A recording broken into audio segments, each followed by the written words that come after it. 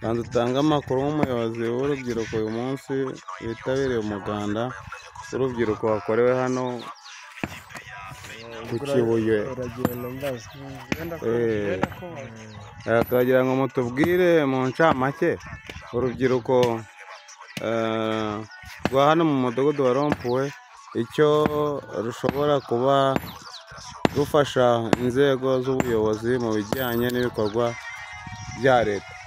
Murakoze kuba mutubajije turabisobanura nk'uko urubyiruko ni imbaraga zubaka, ni imbaraga z'igihugu kandi vuba dukunda kwitabira ibikorwa bya leta, umuganda n'ibindi kuko ari twebwe Rwanda rw'ejo.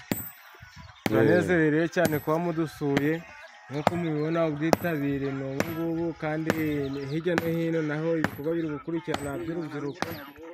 Muri rusange mu magambo makeya umuganda urakorwa. Ko tubona se hano ubwitabire ari buke, mushobora kuba urubyiruko rwakorewe umuganda mu masite angahe?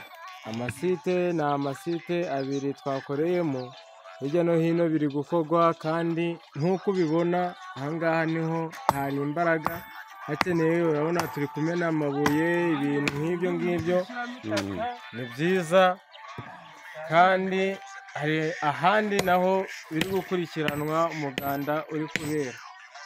Urakoze cyane, urakoze cyane.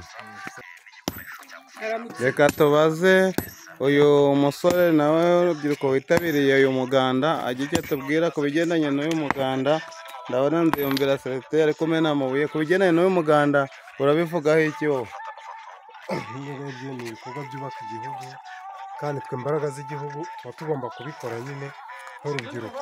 Ese uyu muganda muwukora muwishimiye cyangwa aba ari ku mbaraga z'ubuyobozi? Tubikora tubyishimiye kandi tubishaka kuko natwe bitugirira akamaro. Urakoze cyane.